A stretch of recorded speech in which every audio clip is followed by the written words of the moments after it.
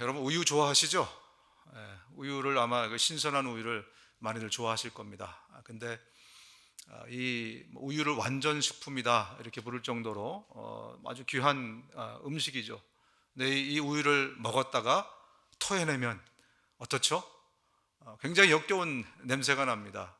우리 아이들 몸이 얼마나 깨끗합니까? 그런데 그 아이들이라도 우유를 먹고 애들 어릴 때 키울 때 애들이 차에다가 그 우유를 토해내면 정말 그것보다 지독한 게 없어요. 그죠? 또 이렇게 생각해 보면 이 지구상에서 제일 귀중한 어떤 액체 그러면 피, 그죠? blood. 이 피 굉장히 소중한 겁니다. 수혈을 했다가 이거를 뱉어내면, 그죠? 받아들이지 않고 이 피가 밖으로 나가게 되면 이게 정말 귀한 것임에도 불구하고 아주 너무나 끔찍한 그런 일이 되어버립니다. 제가 왜 이 말씀을 드리냐? 왜냐하면 복음이 이와 같은 것이기 때문에 그래요. 복음은 너무나 소중하고 귀중한 겁니다. 굿뉴스. 이 지구상에서 가장 복된 소식. 내 아들이 대학 붙었다. 하버드에 붙었다. 이것도 기쁜 소식이지만 지옥 갈 수밖에 없었던 내가 천국 가게 됐다. 나뿐만 아니라 믿는 누구든지 다 정말 저희 영원한 기쁨에 정말 저 위대한 그 나라에 우리 모두가 갈 수 있게 됐다. 이것보다 더 기쁜 소식이 어디 있겠습니까?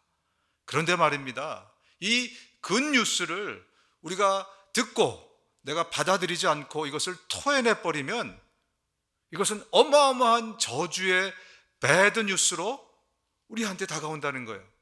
무슨 말씀드린지 아시겠죠?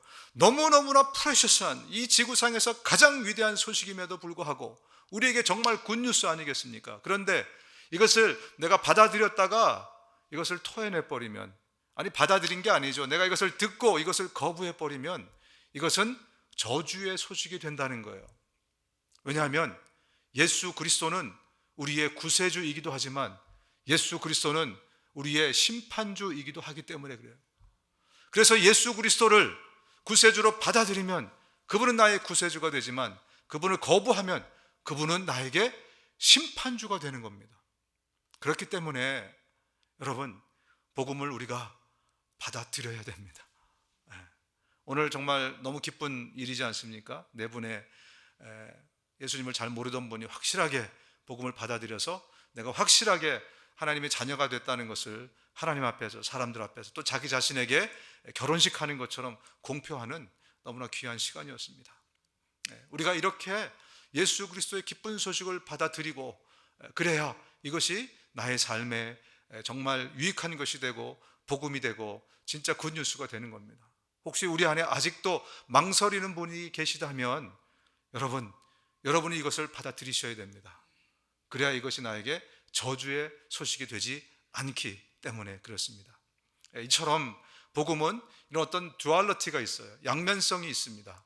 오늘 본문을 통해서 이 복음의 이 이중성을 저희가 한번 살펴보는 시간을 좀 가졌으면 좋겠습니다. 본문으로 들어가겠습니다. 벨릭스가 이 도에 관한 것을 더 자세히 아는 거로 연기하여 이르되 천부장 루시아가 내려오거든 너희 일을 처결하리라 하고 백부장에게 명하여 바울을 지키되 자유를 주고 그의 친구들이 그를 돌보아 주는 것을 금하지 말라 하니라. 이제 이 로마 총독 벨릭스가 이 바울의 변론을 듣습니다. 그러고 나서 결론 짓기를 천부장이 올 때까지 감옥에 가두어 두라는 거예요. 그리고 대신 요즘 말로 하면 사식이죠. 사식, 밖에서 음식을 들여오거나 또 친구들이 찾아오는 면회 이런 것들은 허락을 해라, 이렇게 얘기를 합니다. 그런데 오늘 본문을 보면 첫 문장에 이렇게 써 있어요. 벨릭스가 이 도에 관한 것을 더 자세히 아는 거로, 벨릭스가 이 로마의 총독이 예수 그리스도를, 그의 도를 자세히 안다, 이렇게 써 있어요. 그게 어떤 의미입니까? 과연 이 벨릭스가 우리가 아는 것처럼 예수 그리스도를 안다는 그런 의미인가? 그렇죠? 여러분, 우리가 성경을 볼 때마다 여러분이 이런 구절들을 읽게 되면 내가 하나님을 안다, 예수님을 안다 라는 구절들을 읽게 되면 여러분들은 반드시 이 생각을 하셔야 됩니다. 이 안다는 것은 지식적으로 아는 것인지 아니면 체험적으로 경험적으로 아는 것을 여러분이 구별하셔야 돼요.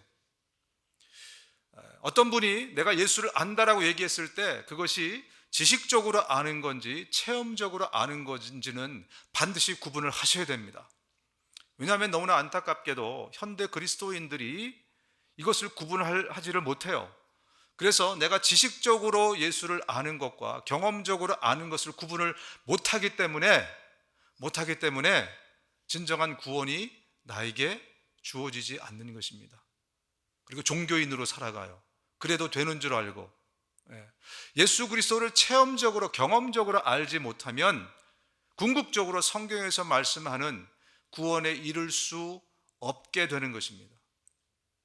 지식적으로 아는 것은 누구도 아느냐? 마귀도 알아요. 예수님이 나타나셨을 때 인간들은 예수님이 하나님인 것을 몰랐어요. 성경을 보면 예수님이 하나님인 것을 누가 먼저 알아보냐면 귀신들이 알아봐요. 마귀가 알아봐요. 그렇다면 지식적으로 아는 예수 그리스도, 그것을 지식적으로 안다고 해서 내가 구원을 받을 수 있을까? 그게 안 된다는 겁니다. 그럼 마귀도 구원받게요. 그죠? 성경에서 우리가 예수를, 하나님을 안다는 것은 체험적으로 아는 것이 아니면 모르는 것이다. 이렇게 성경은 우리에게 말씀을 하고 있는 것입니다. 예수님을 지식적으로 아는 것은 우리에게 굉장히 어떤 위대한 일이 될 수 있어요. 그죠? 내가 예수님을 알아. 그것도 뭐 원어도 알고 성경도 알고 그래서 예수님에 관한 많은 인포메이션을 내가 알고 있어요. 그죠? 그리고 누가 물어보면 그냥 빠바박 나옵니다. 예수가 누구신지 막 설명 잘하고. 그런데 말입니다. 여러분, 우리가 조심하셔야 될 것은 뭐냐면 그것은 만약에 그 사람이 체험적인 것이 없고 지식적인 것만 안다면 예수님 자신에게는 아무런 의미가 없다는 거예요.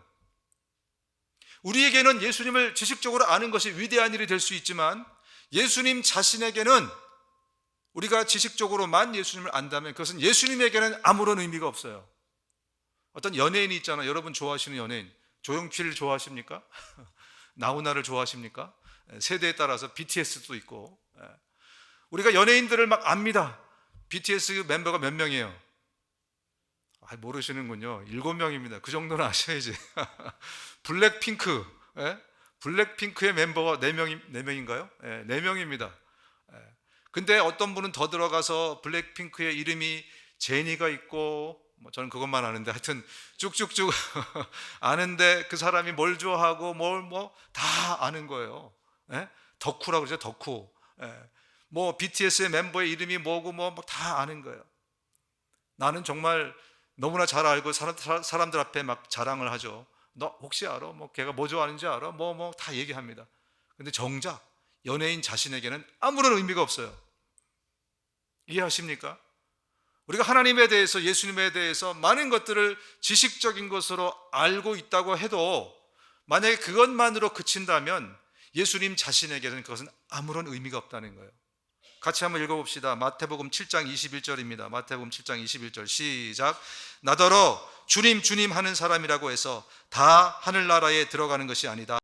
하늘에 계신 내 아버지의 뜻을 행하는 사람이라야 들어간다. 이게 무슨 말씀이냐면 주님인 것을 알아요, 사람들이. 그죠? 지식적으로 압니다. 그가 어떤 일을 하셨고 이 땅에 왜 오셨고 지식적으로 알아요. 그런데 그것이 나한테 체험이 되어서 이제 내가 그의 뜻을 행하는 사람으로 체험적으로 경험적으로 살아가지 않는다면 하나님에게는, 예수님에게는 그 사람은 nobody, 그 사람에게는 아무런 관계가 없다는 거예요. 여러분이 이제는 지식적으로 아는 것과 경험적으로 아는 것을 분명히 구분해서 내가 예수님을 지식적으로만 아는가, 아니면 내가 그와 함께 호흡하고 살아가는 경험적으로 아는 것인가를 여러분들이 잘 구분해서 나 자신을 발견하셔야 됩니다. 여러분, 인간관계는 크게 두 가지로 구분할 수가 있어요. 비즈니스 관계가 있죠. 퍼스널 관계가 있어요. 그죠? 비즈니스 관계의 사람들을 한번 생각해 보세요. 그 사람을 여러분이 만났어요. 근데 여러분의 막 속 얘기를 막 합니다. 남편과 혹은 아내와 자식하고 겪었던 얘기들을 막 속상한 얘기를, 비즈니스 관계인데 그 사람한테 막 꺼내놓고 막 얘기하면서 막 상담하고, 그럼 그 사람이 어떻게 느끼겠어요? 이 사람 왜 이러지? 예? 사무적인 관계인데 자기의 막 속 얘기를 막 다 해놓고 막 그러면 당황하실 겁니다. 반대로 말입니다. 아주 펄스나는 관계예요. 아주 친한 분이에요. 그 사람을 만났는데 오늘따라 굉장히 사무적인 얘기만 해요. 비즈니스 관계만 얘기하고, 그러면 상대방이 돌아가면서 무슨 생각을 할까요? 이 사람 나한테 뭐 삐졌나? 왜 이러지? 뭐 서운한 게 있나? 오늘 왜 이렇게 자꾸 비즈니스처럼 사무적인 관계로 나한테 거리를 두지? 그런 생각을 하게 될 겁니다. 여러분, 모든 관계에는요, 거리가 있습니다. 다시 말씀드리겠습니다. 모든 관계에는 거리가 있어요. 비즈니스적인 먼 관계가 있고 퍼스널한 그런 가까운 관계가 있어요. 그죠? 자, 이 말씀을 왜 드릴까요? 하나님과 인간도 거리의 관계가 있다는 겁니다. 하나님도 우리가 하나님을 비즈니스적인 관계로 하나님을 숭배하는 사람이 있어요. 이름하여 종교인이라고 하죠. 하나님을 내가 숭배하고 기도하고 하나님께 헌금을 드리고 하나님께 헌신을 하면 하나님이 나에게 복을 내려주신다. 그렇기 때문에 내가 하나님을 아는 관계는요, 하나님과 비즈니스적 관계라고 볼 수밖에 없어요. 종교적 관계예요. 내가 하나님께 정성을 드리면 하나님이 나에게 하나님이 갖고 계신 복을 내려주시리라. 이런 기대로 우리가 하나님과의 관계를 갖는다면 이것은 종교인의 관계입니다. 지식적으로만 하나님을 아는 관계예요. 그분이 하나님인 걸 지식적으로 알아요. 복을 줄 수 있는 분이라는 것을 내가 알아요. 그런데 안타까운 것은 거기에 구원은 없다는 겁니다. 그리고 하나님과의 관계가 클로스한 관계가 있죠. 그죠? 퍼스널한 관계. 하나님이 나의 아버지가 되셔서 내가 하나님과 내 마음과 마음을 주고받는 그러한 관계로 내가 하나님과 함께 살아가는 관계. 그 관계라면 이 관계는 굉장히 클로스한 관계입니다. 여러분, 인간의 관계에도 그 관계가 기준이 돼서 우리가 릴레이션십을 맺습니다. 그죠? 그리고 그 관계를 기준으로 해서 많은 것이 결정이 돼요. 어떤 가까운 관계는요, 내가 내 돈까지 맡길 수 있어. 내 돈이 내가 죽어라고 벌어서 캐시를 한 5만 불쯤 만들어 놨는데 비즈니스적인 관계는 내가 함부로 못 맡겨요. 그죠? 근데 가까운 관계는 내 처자식도 맡길 수가 있어요. 그렇잖아요. 그죠? 여러분, 하나님 편에서도 마찬가지입니다. 하나님과 인간의 관계의 거리에 따라서 하나님도 많은 것을 결정 내리십니다. 예를 들면 우리의 기도를 얼마만큼 응답해 주실까도 무엇을 기준으로? 하나님과 나의 관계의 기준을 따라서 그것을 결정해 주십니다. 또 어떤 일을 맡기실 때에도, 하나님의 사역을 맡길 때에도 내가 하나님과 너무 멀리 있는 사람에게 하나님이 아주 중요한 일을 부탁하시겠습니까? 그런 일은 없을 겁니다. 더군다나 하나님과 우리가 가까운 관계라면 영적으로 성숙했다라고 볼 수 있습니다. 그렇기 때문에 하나님과 그 관계의 거리에 따라서 하나님은 그것을 기준으로 여러 가지 일들을 행하신다는 거예요. 반면에 우리 인간 측에서는 어떨까? 여러분, 우리도 우리 측에서 보면 하나님과 가까운 사람이 있고 하나님과 먼 사람이 있습니다. 이게 어떤 차이를 만들어내는가? 하나님과 가까운 사람들은요, 삶의 질이 달라집니다. 하나님과 가까이 그 관계가 깊이 가까운 사무적인 비즈니스 관계가 아니라 퍼스널한 깊은 관계를 가지고 살아가는 우리 입장에서는 우리의 삶이 달라져요. 하나님과 가까우면 가까울수록 하나님이 보는 것을 나도 볼 수 있게 돼요. 하나님과 가까우면 가까울수록 하나님의 마음을 나도 깨닫게 돼요. 멀리 있는 사람은 관계가 없어요. 그죠? 하나님 무슨 생각을 하던 나랑 상관없는 거예요. 비즈니스적인 관계니까. 그러니까 나는 정성만 드리면 돼. 그러면 하나님이 나에게 복을 주셔. 이런 관계라면 우리는 삶의 질이 하나님과 가까운 사람하고는 굉장히 차이가 날 겁니다. 여러분, 이렇듯이 하나님과의 관계의 깊이 혹은 어떤 거리, 이것에 따라서 우리의 본질에, 우리의 삶에 굉장한 영향력이 미쳐진다는 거죠. 그래서 저와 여러분 하나님을 알되 지식적으로만, 사무적인 관계로만 아는 것이 아닌 퍼스널한 마음과 마음을 나누는, 또 하나님을 지식이 아닌 체험적으로 알아가는 그런 신앙인이 되어야 된다는 거죠. 그렇다면 어떻게 우리가 이 하나님을 지식적으로 아닌 경험적으로, 체험적으로 그렇게 알아갈 수 있겠는가?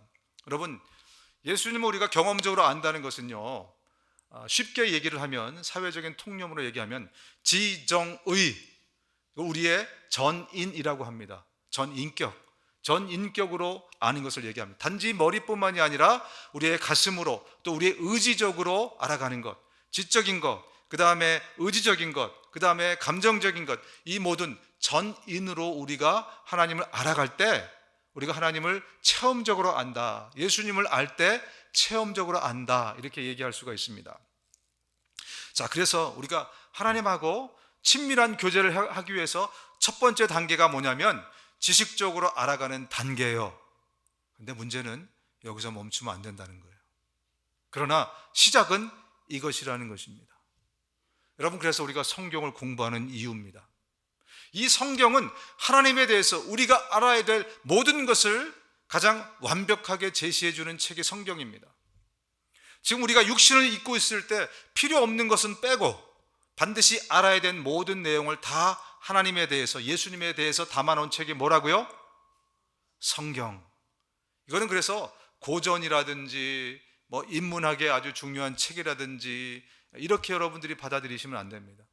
이것은 바로 우리 피조물이 하나님에 대해서 알 수 있는 모든 지식적인 인포메이션을 담고 있는 책이 성경이기 때문에 저와 여러분들이 하나님을 경험적으로 알기 위해서 첫 번째 성경을 공부하셔야 돼요.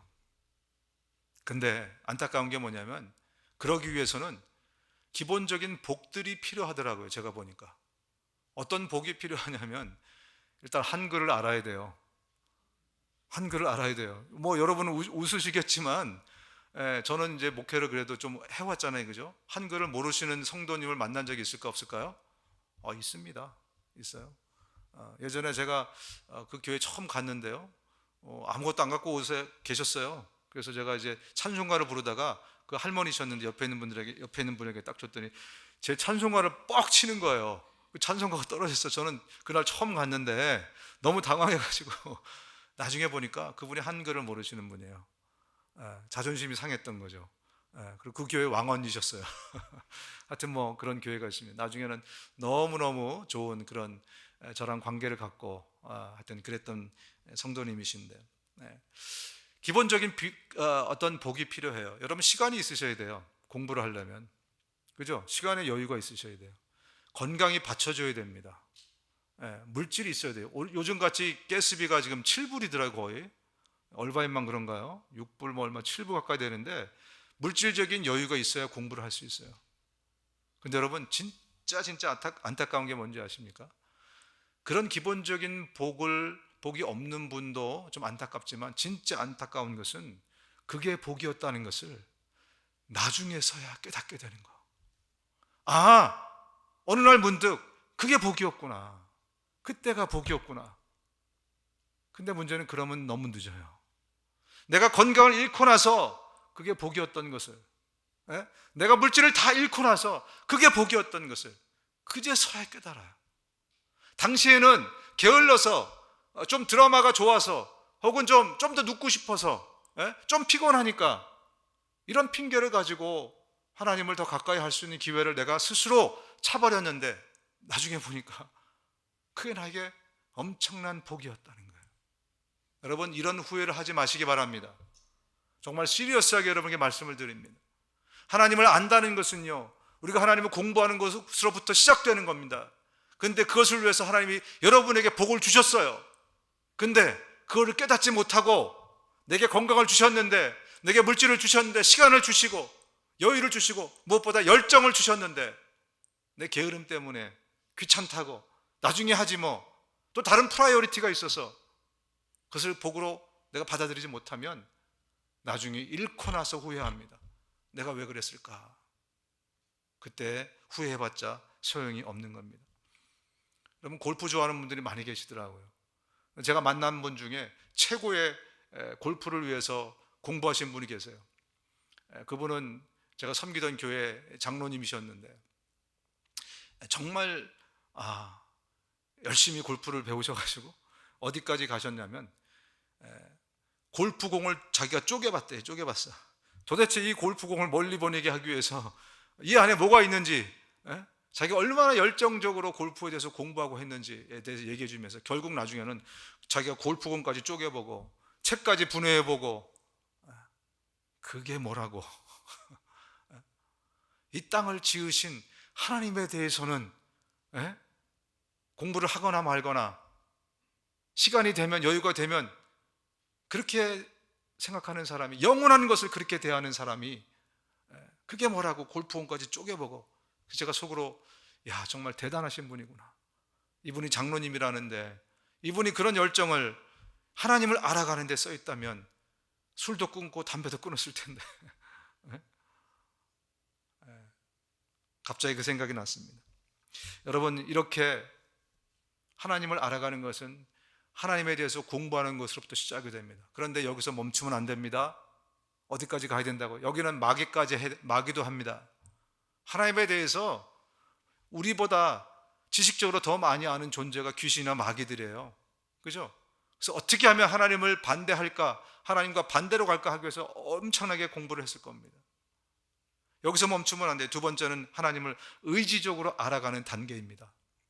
willingly, 내 의지를 사용해서 하나님을 경험하고 체험하는 거예요. 무엇을 통해서? 하나님의 말씀을 순종하는 것을 통해서.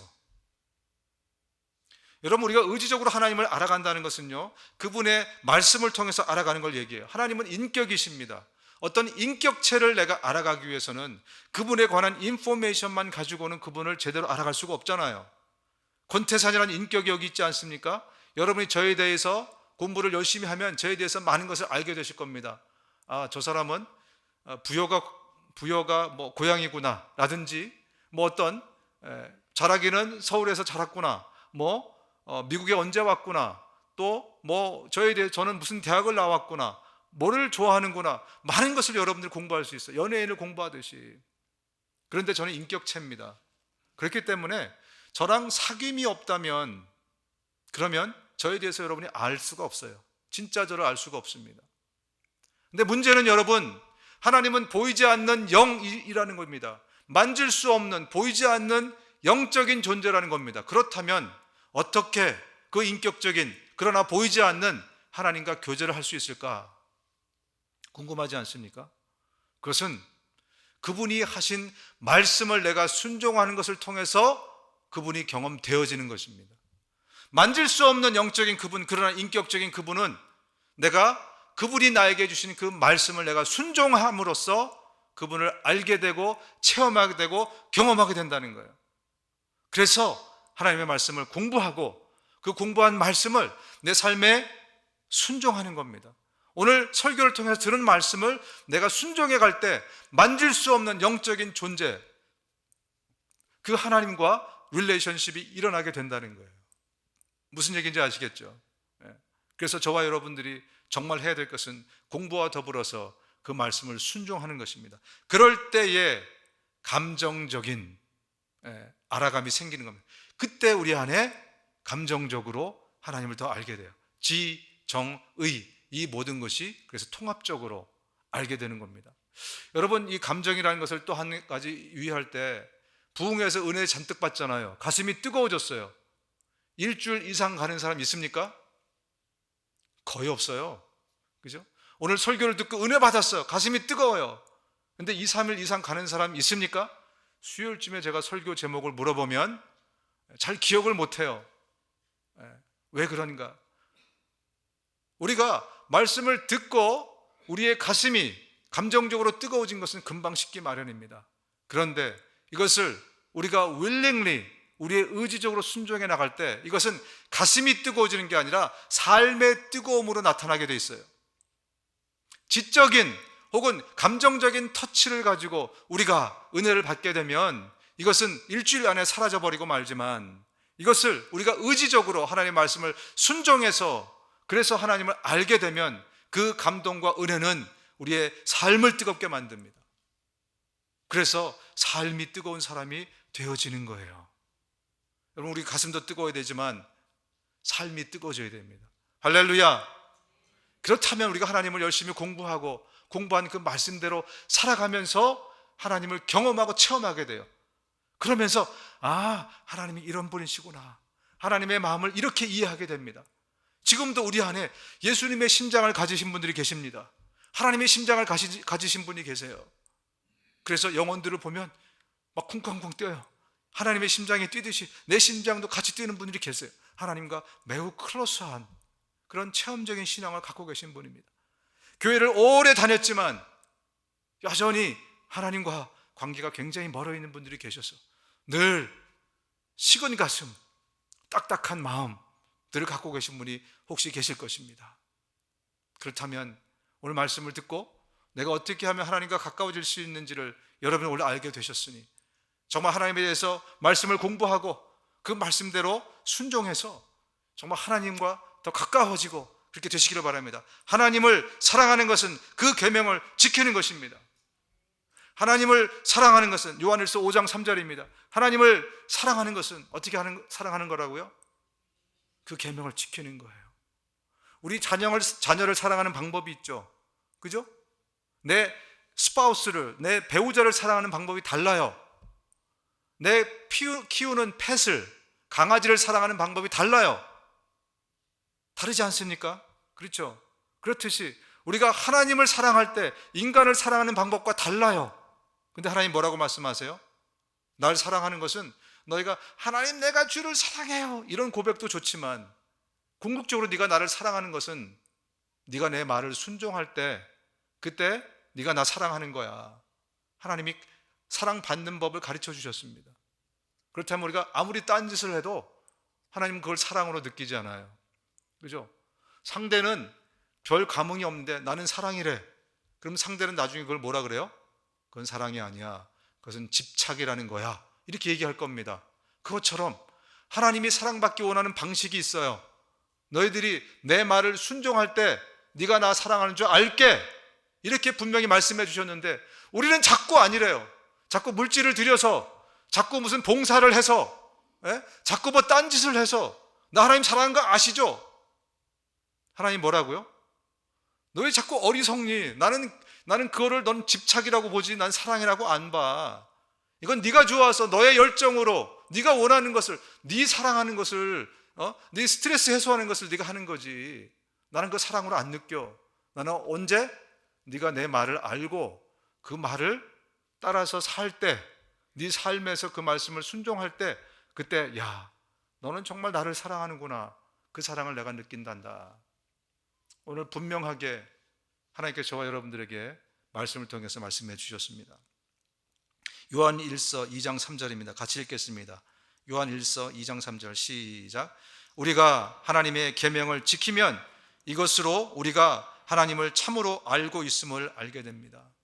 하나님을 안다, 지식적으로, 경험적으로 두 가지를 구분하라고 분명히 말씀드렸습니다. 그런데 오늘 이 말씀이 뭐라고 얘기하죠? 지식적으로 아니야.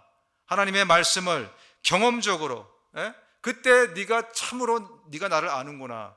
다시 말씀드리면 그럴 때 관계가 더 가까워지는 거예요, 하나님과. 그럴 때 내가 하나님을 사랑하는 겁니다. 그것을 우리가 분명히 아셔야 될 줄로 믿습니다. 그런 면에서 벨릭스가 하나님을 안다는 건 무슨 의미예요? 지식적으로 아는 거예요. 예수님에 대한 인포메이션을 아는 거예요. 그리스도의 도에 대한 그냥 공부로 끝난 것입니다. 자, 본문으로 다시 들어가겠습니다. 24장 24, 25절입니다. 수일 후에 벨릭스가 그 안에 유대 여자 두루실라와 함께 와서 바울을 불러서 그리스도 예수 믿는 도를 듣거늘 바울이 의와 절제와 장차 오는 심판을 강론하니 벨릭스가 두려워하여 대답하되 지금은 가라, 내가 틈이 있으면 너를 부리라 하고. 지금 이 벨릭스가 바울을 불러서 예수님에 대해서 지금 그리스도의 도에 대해서 공부를 하게 됩니다. 근데 이 바울이 이 벨릭스에게 공부를 시켜주는데 예수님에 대해서 듣더니 벨릭스가 갑자기 두려워서 떨기 시작하는 거예요. 지금 이 상황을 2000년 전의 사람들이, 그 당시의 사람들이 벨릭스를 본다면 이해를 못했을 겁니다. 벨릭스가 누굽니까 여러분? 로마의 대총독이에요. 나는 새도 떨어뜨릴 수 있는 권세와 권리를 갖고 있는 사람입니다. 당시 팍스 로마가 전체 고대 근동을 다스리고 있는데, 로마의 황제는요 신과 같은 존재였어요. 그 신을 대리하는 사람이 총독입니다. 근데 총독이 누굴 두려워하는 거예요 지금? 예? 두려울 사람이 어디 있겠어요? 황제 빼고는요 로마 총독은 두려워할 사람이 아무도 없어요. 근데 뭐 때문에 지금 두려워서 잠깐 그만해, 바울 그만해, 예? 라고 바울을 멈추게 했을까? 예. 오늘 바울이 벨릭스에게 전한 내용을 오늘 본문에 나오니까, 그 도를 뭐를 가르쳤냐면 의와 절제와 장차오는 심판을 강론했다, 이렇게 오늘 본문에 되어 있잖아요. 그죠? 의를, 절제와 장차오는 심판을. 여러분, 의란 무엇일까? 의, 형이상학적인 용어입니다. 그죠? 이거는 abstract한 그런 용어잖아요. 그죠? 의. 성경에서 말하는 의라는 뭐냐면요, 죄가 없는 상태, 흠이 없는 상태를 의라고 얘기합니다. 철학에서 또 세상에서 의는 뭐 의기가 있는 사람, 어떤 정의, 뭐 그런 쪽으로 쓰지만, 성경에서 말하는 의란 뭐냐면 죄가 없고 흠이 없는 상태를 얘기해요. 그래서 성경에서 말하는 의는, 이것은 애브스트랙한 그런 형이상학적인 용어이지만, 이것은 어떤 관념이나 띠오리가 아니라 예수 그리스도를 말합니다. 다시 말씀드리자면 예수 그리스도, 죄가 없고 흠이 전혀 없는 존재 예수 그리스도를 성경에서는 의라고 말씀해요. 우리 인간은 예수 그리스도를 몰랐기 때문에 어떤 한 관념이 있어. 그 관념은 이 띠오리, 그 이론은 흠이 없고 그리고 죄가 없는 상태라는 게 있어. 거기까지만 우리가 알았는데, 알고 보니까 실체가 있었어요. 본체가 있었어요. 뭐라고요? 예수 그리스도, 그분이 실체였던 거예요. 우리는 상상만 했는데. 그래서 성경에서 말하는 의는 바로 예수 그리스도를 말합니다. 오늘 이 벨릭스와 드루실라 두 사람에게 바울이 전하는 것은 예수 그리스도였어요. 예수 그리스도가 이 땅에 올 수밖에 없었던 이유, 그를 믿지 않게 되면, 받아들이지 않게 되면 우리의 삶이 저주와 지옥 가운데 갈 수밖에 없었다는 것, 그래서 회개해야 된다는 것, 그리고 심판에 대해서 얘기했다고 하잖아요. 그죠? 예수님이 오시면 반드시 심판이 있을 것이다. 아무리 그가 위대한 존재였고 힘 있는 존재였지만, 이 복음을 듣게 되면 모든 사람이 두려워서 떨게 되어 있습니다. 죄 있는 인간이기 때문에 그래요. 죄 있는 모든 존재는 의에 대해서, 예수 그리스도 그분의 의와 심판에 대해서 들을 때 모든 사람은 두려워서 떨게 되어 있는 거예요. 그래서 그만하라, 다음에 하자, 시간 있으면 부를게, 그러면서 레슨을 거기서 스탑을 시키는 것입니다. 여러분, 우리가 복음을 듣게 되면 크게 두 가지 반응이 일어납니다. 성경에도 보면 그렇고 우리 실질적으로도 그래요. 첫 번째 반응은 회개입니다. 회개. 그 복음을 듣고 회개하는 사람이 있어요. 또 다른 반응은 뭡니까? 복음을 듣고 거부하는 사람이에요.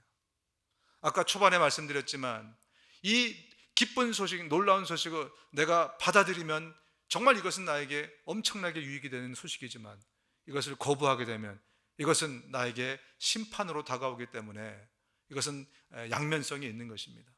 이렇게 두 가지, 받아들인 사람과 거부하는 사람, 두 가지의 반응이 있습니다. 그런데 오늘 이 벨릭스는 어떻게 된 거죠? 거부한 거예요. 그죠? 왜 벨릭스는 이 굿뉴스를 듣고 복음을 듣고 거부했을까?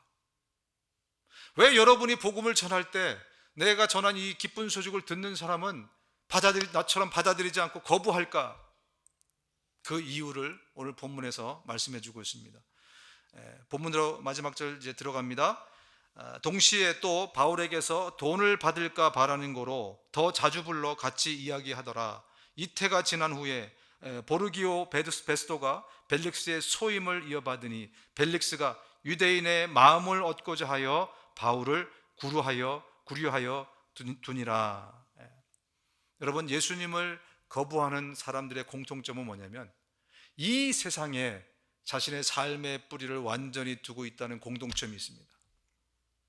이 세상에 자기의 삶의 중심을 깊이 뿌리내리고 있는 사람은 그 뿌리를 뽑아낼 엄두가 나지 않는 거예요. 저 하늘에, 저 세상으로 자기의 중심을 옮기기 거부하는 것입니다. 이 땅에 모든 소망이 있고, 이 땅에 내 재산이 다 있고, 이 땅에 나의 애정이 있고, 이 땅이 나의 전부인데 이 뿌리를 뽑아서 저쪽으로 옮기라, 이것은 말이 안 되는 거예요. 오늘 벨릭스가 딱 그런 사람입니다. 그는 로마의 총독으로서요, 언젠가 말씀드렸지만 이 사람은 원래 노예 출신이라고 알려져 있습니다. 노예 출신이 성공한 거예요. 그 당시 2000년 전에서 가장 개천에서 용난 겁니다. 가장 출세한 사람이에요. 이 드루실라가 누구냐면요, 아그리빠의 딸이었습니다. 이 유대 여자였는데 여자는 역사에 의하면 유부녀였습니다.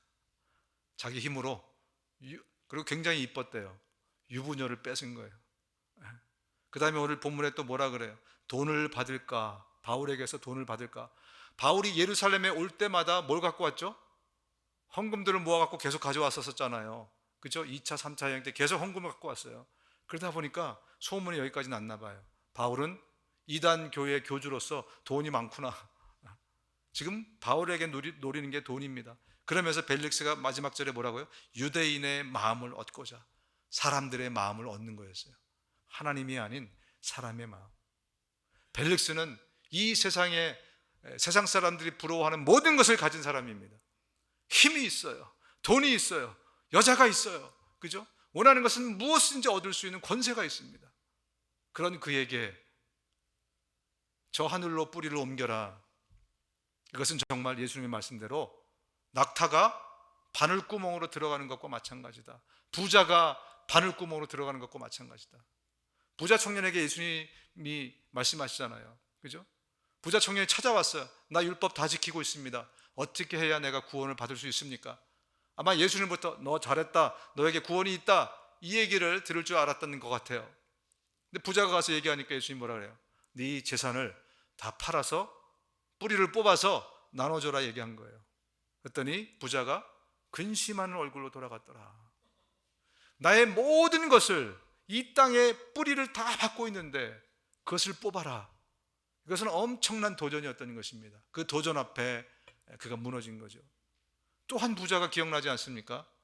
여리고에서 최고의 부자 중에 한 사람, 삭개오라는 사람의 스토리가 생각납니다.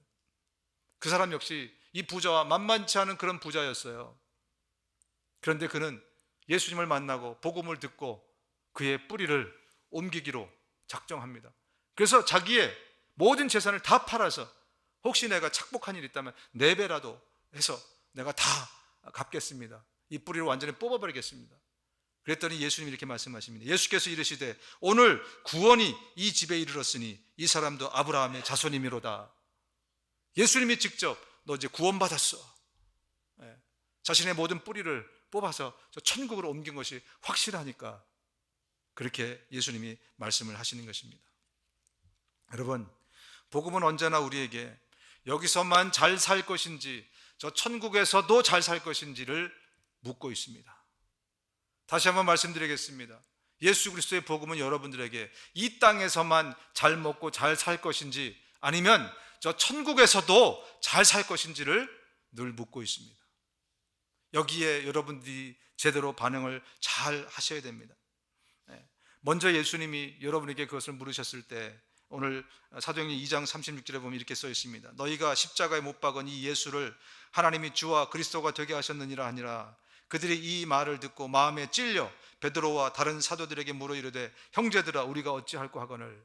먼저 예수님이 여러분들에게 저 하늘에서 잘 살 것인지를 물을 때, 여러분들의 마음에 찔림이 올 때, 두려움이 올 때, 복음을 듣고 두려움이 올 때 여러분들이 어떻게 반응해야 되는가? 베드로가 이르되 너희가 회개하여 각각 예수 그리스도의 이름으로 침례를 받고 죄사함을 받으라. 그리하면 성령의 선물을 받으리니. 회개하라는 것입니다. 회개는 우리가 자복하고 우리의 죄가 내가 이렇게 잘못했습니다 뿐만이 아니라 우리의 삶의 뿌리를 뽑아서 저 하늘로 옮기는 작업이 바로 회개입니다. 그럴 때 우리는 이 땅에서도 저 하늘에서도 참으로 행복한 삶을 살아갈 수 있습니다. 여러분, 벨릭스가 오늘 가장 두려워했던 게 뭐였겠습니까? 바로 심판이라는 단어입니다. 심판은 반드시 있습니다. 지금 당장 일어날 것이 아니라 한참 뒤에 나중에 일어날 것이기에 우리는 심판이 있기도 하고 없기도 하고 이렇게 생각할지 모르지만 성경은 심판이 반드시 우리에게 있다고 말씀하고 있습니다. 내가 너에게 말하노니 그날에 소돔이 그 동네보다 견디기 쉬우리라. 화 있을 적 고라시나 화 있을 적 베세다야, 너희에게 행한 모든 권능을 두로와 시돈에 행하였더라면 그들이 벌써 베옷을 입고 재에 앉아 회개하였으리라. 심판 때에 두로와 시돈이 너희보다 견디기 쉬우리라. 예수님이 직접 말씀하셨어요. 그분이 진리시라면, 거짓말을 하지 않는 분이라면, 약속을 반드시 지키는 분이라면 그분은 반드시 심판을 하리라고 말씀하셨습니다. 그래서 지금 기회가 있을 때, 회개할 수 있을 때 우리가 그 복음을 듣고 회개하고 주님 앞에 엎드려서 우리의 뿌리를 뽑아서 저 하늘로 옮긴다면 주님 우리의 구세주가 될 것이지만, 그렇지 않는다면 그분은 우리에게 심판주로 오실 것입니다. 그렇다면 이 복음은 저주로 변할 것입니다. 여러분, 이 소식을 듣고 여러분의 굿뉴스로 받아들이시기 바랍니다. 또 우리 주변에 있는 많은 사람들에게 이 굿뉴스를 전해서 저들도 심판주로 주님을 맞이할 것이 아니라 예수 그리스도 구세주로 맞이할 수 있도록 우리 공동체가 애쓸 수 있는 우리 모두가 되었으면 좋겠습니다. 눈을 감으시겠습니다. 여러분, 우리에게 예수님의 오심이 축제가 되었으면 좋겠습니다. 두려움이나 심판의 날이 아니라 잔치날이 되었으면 좋겠습니다. 그러기 위해서 여러분, 예수님을 영접하시고 예수님과 함께 사셔야 됩니다. 예수님을 경험하며 살아가야 됩니다. 지식적으로만 아는 것이 아니라 경험으로 우리가 알아야 됩니다. 먼저 첫 번째 경험은 예수 그리스도를 내 안에 받아들이는 것입니다. 예수 그리스도를 믿음으로 내 안에 믿음으로 영접하는 것입니다.